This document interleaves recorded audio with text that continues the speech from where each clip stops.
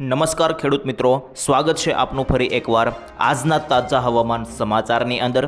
આજે તારીખ 9 ઓગસ્ટ 2026 ને વાર થયો છે રવિવાર।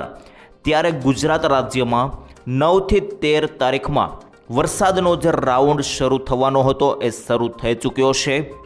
આજથી મિત્રો બપોર પછીથી વરસાદનું જોર વધ્યું હતું ને મોડી રાતના 12 થી 1 વાગ્યાથી લઈને આવતીકાલ બપોર સુધી ગુજરાતમાં ફાટવા જઈ રહ્યું છે આભ અને વરસાદી સિસ્ટમ હવે મજબૂત સ્વરૂપે આગળ વધી રહી છે, ગુજરાત બોર્ડર પાસે પહોંચવાની છે ને 9 તારીખ રવિવાર રાત્રિ સુધી ભારે રહેવાનો છે ને આવતીકાલ સોમવાર બપોર સુધી ક્યાં કેટલો વરસાદ પડશે જાણીશું આજના આ વિડીયોની અંદર। અને મિત્રો વિડીયો જાણવો તમારા માટે ખૂબ જરૂરી રહેવાનો છે, કારણ કે આ વિડીયોની અંદર આપણે હવામાનને લગતી ટોટલ માહિતી મેળવી લેવાના છીએ। તો મિત્રો અમારી ચેનલ પર તમે પહેલીવાર આવ્યા હોય ને અમારી ચેનલને હજુ સુધી સબસ્ક્રાઇબ ના કરી હોય તો અત્યારે જ અમારી આ વરસાદવાણી સરસ મજાની ગુજરાતી ચેનલ છે તો અત્યારે જ સબસ્ક્રાઇબ કરી લેજો। અને સાથે મિત્રો વિડીયોની શરૂઆત કરીએ તે પહેલાં એક ડિસ્ક્લેમર આપવા માગીશ કે આપણે જે પણ કંઈ માહિતી મેળવીએ બધી માહિતી મિત્રો હવામાન મોડલો, વેધર મોડલો અને ખાસ કરીને હવામાન આંકડાઓ અનુસાર છે, જેની કોઈ પણ પ્રકારની પુષ્ટિ કે રિસ્પોન્સિબિલિટી અમે લેતા નથી, તેની ખાસ નોંધ લેવી। હવે મિત્રો વિડીયોનું આપણે એક લિસ્ટ બનાવી લઈએ જેનાથી તમને વધારે ખ્યાલ આવશે કે આપણે આ વિડીયોની અંદર કયા મેઇન મુદ્દાઓ જે છે તેના પર ચર્ચા કરવાના છીએ। સૌથી પહેલાં તો મિત્રો આખી સિસ્ટમ જે છે તે તમને સમજાવીશ લાઈવ સેટેલાઇટ પિક્ચરના માધ્યમથી, ઉપગ્રહના માધ્યમથી, જેનાથી તમને સમજાશે અત્યારે સિસ્ટમ જે છે તે કેવી દેખાઈ રહી છે, ગુજરાત પર અત્યારે કેટલી સિસ્ટમો છે અને આખા ભારત પર અત્યારે કેટલી સિસ્ટમો લાઈવ છે, તો બધી માહિતી આપીશ। બીજા નંબરે મિત્રો એકો-એક ગામના નામ સાથે માહિતી આપીશ, વરસાદને લઈને તમારા ગામમાં કેટલો વરસાદ જોવા મળશે, જેનાથી તમને ખ્યાલ આવશે તમારા ગામની અંદર વરસાદ પડશે કે નહીં। અને ત્રીજા નંબરે મિત્રો અંબાલાલ પટેલની જે નવી આગાહી આવી ગઈ છે તે આગાહી સમજાવીશ કે મિત્રો અંબાલાલ પટેલે સપ્ટેમ્બર મહિના અને ઓક્ટોબર મહિનાને લઈને પણ આગાહી આપી છે, તો એ પણ આગાહી માહિતી મારી પાસે આવી છે, એ તમને સમજાવીશ। અને આ રાઉન્ડને લઈને પણ અંબાલાલ પટેલ શું જણાવી રહ્યા છે એ પણ તમને જણાવીશ। ને ચોથા નંબરે મિત્રો ખાસ કરીને ફોટાઓ, વિડીયો અને હવામાનના કેટલાક નકશાઓ જે છે તે મારી પાસે આવ્યા છે, તો આ નકશાઓ પણ સમજીશું એકો-એક, જેનાથી તમને વધારે ખ્યાલ આવશે અત્યારે સિસ્ટમ કઈ પ્રકારે જોવા મળી રહી છે અને એલર્ટો પણ આપવામાં આવ્યા છે, બધી માહિતી સમજી લેશું। તો સૌથી પહેલાં તો મિત્રો આખી લાઈવ સિસ્ટમ છે તેના પર આવીએ અને અત્યારે ફટાફટ લાઈવ લોકેશન જોઈએ। તો જોઈ લો મિત્રો, આ લોકેશન તમને અત્યારે લાઈવ હું સિસ્ટમ બતાવી રહ્યો છું। બંગાળની ખાડીથી રાજસ્થાન બોર્ડર સુધી મિત્રો આ સિસ્ટમ જે છે તે લંબાઈ ગઈ છે, અહીં તમે જોઈ શકો છો મિત્રો, આ બંગાળની ખાડીથી રાજસ્થાન બોર્ડર સુધી સિસ્ટમ લંબાયેલી છે। હવે આપણું ગુજરાત ક્યાં છે, તો મિત્રો આ બ્લેક કલરનું સર્કલમાં હું તમને બતાવી રહ્યો છું ગુજરાત છે, અને ગુજરાતની એકદમ નજીક આ સિસ્ટમ આવીને બેસી ગઈ છે।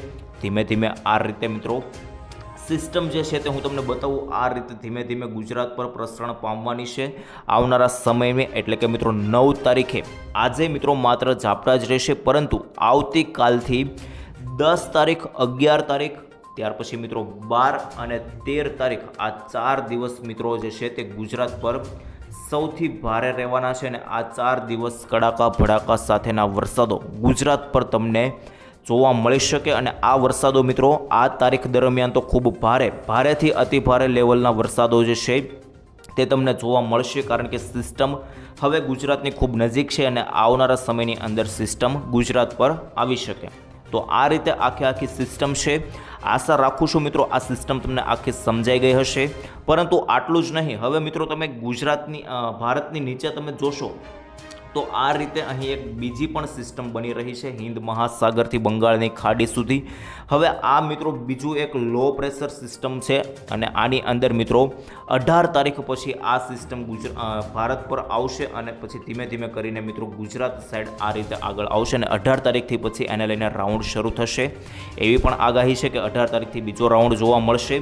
પરંતુ અત્યારે તો મિત્રો આપણે આ રાઉન્ડને લઈને જ વાત કરવાની છે, બાકીનો રાઉન્ડને લઈને જ્યારે નજીક આવશે ત્યારે વાત કરીશું। આ તો મેં તમને અત્યારે જણાવી દીધું કે ત્યાં સિસ્ટમ એક બની રહી છે, તો આ પ્રકારે આખી માહિતી છે। અને બાકી મિત્રો મારી પાસે હવે કેટલાક ફોટાઓ આવ્યા છે એ સમજીએ એકોએક. તો જોઈ લો મિત્રો, સૌથી પહેલાં તો આપણી પાસે આ હવામાન વિભાગે છે ઓફિશિયલ નકશો જે છે લાઈવ સેટેલાઇટ પિક્ચર જાહેર કર્યું છે IMD દ્વારા, એટલે કે મિત્રો ઇન્ડિયન મેટ્રોલોજીકલ ડિપાર્ટમેન્ટ છે તેણે આ જાહેર કર્યું છે, વેબસાઇટ પર મૂકી દીધું છે.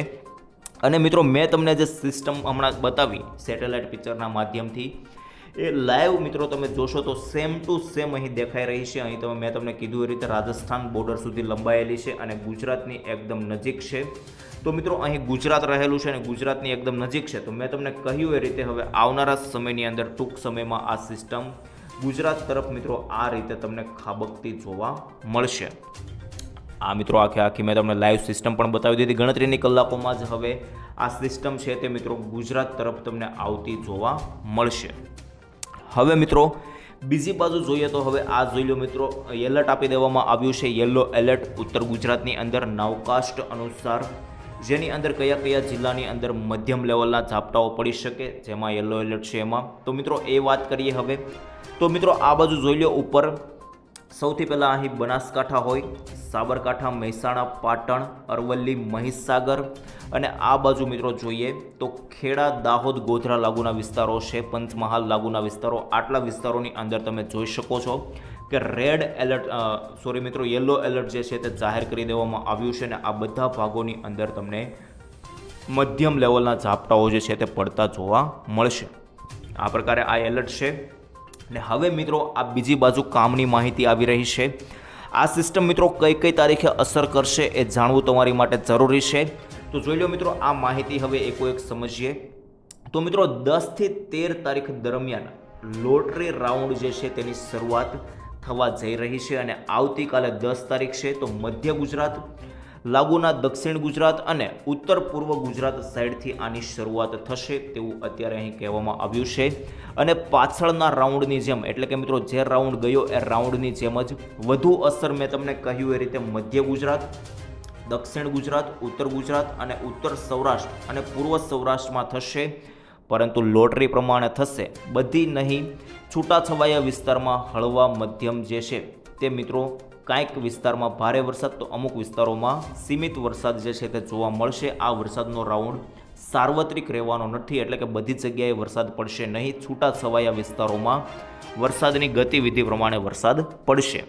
હવે બાકીના મિત્રો સૌરાષ્ટ્રના ભાગો અને કચ્છમાં પણ છૂટાછવાયા વિસ્તારમાં રેડા ઝાપટા જોવા મળશે. પરંતુ મોન્સૂન ટ્રફ સહેજ આગળ નીચે આવે તો એ સાઈડ પણ 1-2 દિવસમાં વરસાદનો રાઉન્ડ જે છે તે અમુક વિસ્તારમાં સારો વરસાદનો લાભ મળી શકે.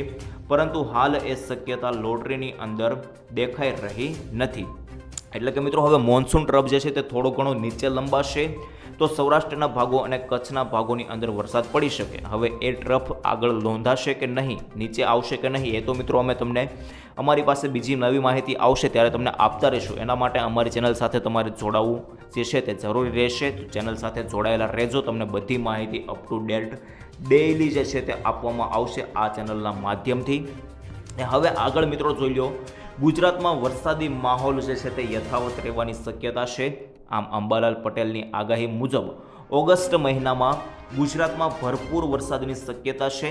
9-10 ઓગસ્ટથી વરસાદનું પ્રમાણ વધવા ઉપરાંત 15 ઓગસ્ટ સુધીમાં મધ્ય ગુજરાતમાં સારો વરસાદ, ત્યારબાદ 18-19 ઓગસ્ટ અને 23 ઓગસ્ટ બાદ પણ વરસાદની શક્યતા જે છે તે રહેલી છે.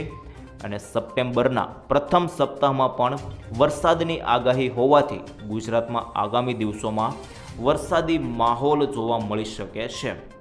તો મિત્રો અંબાલાલ પટેલે અહીં સપ્ટેમ્બર મહિનાની પણ આગાહી આપી દીધી કે સપ્ટેમ્બર મહિનાના પહેલા સપ્તાહમાં, એટલે કે પહેલું અઠવાડિયું જે રહેશે, આ 9મો મહિનો એટલે સપ્ટેમ્બર મહિનો, એમાં પણ મિત્રો જે છે તે વરસાદ પડવાની શક્યતા. એટલે કે મિત્રો 9મા મહિનામાં જોઈએ તો 7મ, 8મ અને જન્માષ્ટમી જેવા તહેવારો આવે. આ બધા તહેવારોની અંદર મિત્રો વરસાદની મેઘ મહેર તમને તાંટિયા ધ્રુજાવતી જોવા મળશે તેવું અંબાલાલ પટેલે જે છે તે આગાહી આપી દીધી છે. અને હવે મિત્રો જોઈ લો, સપ્ટેમ્બરમાં પણ વરસાદની આગાહી આપી એ આપણે જોઈ. હવે મિત્રો ઓક્ટોબરમાં અને નવેમ્બરમાં વાવાઝોડાની શક્યતા પણ અંબાલાલ પટેલે વ્યક્ત કરી છે. વરસાદને લઈને આગાહી માત્ર ઓગસ્ટ પૂરતી મર્યાદિત નથી. અંબાલાલના જણાવ્યા અનુસાર 2 થી 9 સપ્ટેમ્બર દરમિયાન ગુજરાતમાં વરસાદની શક્યતા છે ને આ સમયગાળા દરમિયાન પણ રાજ્યના વિવિધ વિસ્તારોમાં વરસાદ પડી શકે છે ને આગાહી અનુસાર ઓક્ટોબર અને નવેમ્બર મહિનામાં વાવાઝોડાની શક્યતા પણ મિત્રો અંબાલાલ પટેલે વ્યક્ત કરી છે. જો કે વાવાઝોડાની ચોક્કસ અસર, સ્થળ અને તીવ્રતા અંગેની માહિતી જેમ સમય નજીક આવશે એમ અમે તમને આપીશું. અત્યારે મિત્રો માહિતી એની કોઈ આવી નથી, ત્યારે જે મિત્રો હવામાન નિષ્ણાત અથવા હવામાન સ્થિતિના આધારે જે છે તે વધુ સ્પષ્ટ થશે. તો જેમ તારીખ નજીક આવશે, સમય નજીક આવશે એમ બધી માહિતી તમને આપીશું. આ રીતે મિત્રો બધી માહિતી આવી છે ને હવે આજે સવારથી મિત્રો બપોરથી જે વરસાદ ચાલુ થયા છે તેના લાઈવ ફોટાઓ છે મારી પાસે. જોઈ લો મિત્રો, રાજકોટના જામકંડોળા સનાળામાં વરસાદી ઝાપટું જે છે તે પડતું જોવા મળી રહ્યું છે, એટલે કે રાઉન્ડની શરૂઆત ઓલરેડી થઈ ગઈ છે. ને આ જોઈ લો મિત્રો, જૂનાગઢના વંથલી ધંધુસરમાં પણ સારો વરસાદ જોવા મળ્યો 9-8 આજનો જ મિત્રો આ લાઈવ ફોટો છે. અને આ મિત્રો ગીર સોમનાથના સૂત્રાપાડા પસરાવાડામાં પણ મિત્રો ઝાપટા સારા પડી ગયા છે. 9-8નો આજનો લાઈવ ફોટો છે, એટલે કે મિત્રો વરસાદના રાઉન્ડની શરૂઆત જે છે તે થઈ ગઈ છે. તો આ પ્રકારે બધા મારી પાસે ફોટાઓ, વિડીયો આવ્યા છે. અને હવે મિત્રો મારે તમને એકો એક ગામના નામ સાથે માહિતી આપવી છે. ત્યારે મિત્રો હવે વાત કરીએ આજે રાત્રે, એટલે કે મિત્રો આજે 9 તારીખ ને રવિવાર છે. તો આજે રાત્રિથી લઈને 8 વાગ્યાથી લઈને આવતીકાલ સવારે 10 તારીખ સોમવાર આખો દિવસ કેવો રહેશે, કેવો વરસાદ જોવા મળશે, 2 દિવસની તમને માહિતી અત્યારે આપીશ. તો જોઈ લો મિત્રો, રાત્રિ દરમિયાન આજે કોઈ ખાસ વરસાદ રહેવાનો નથી.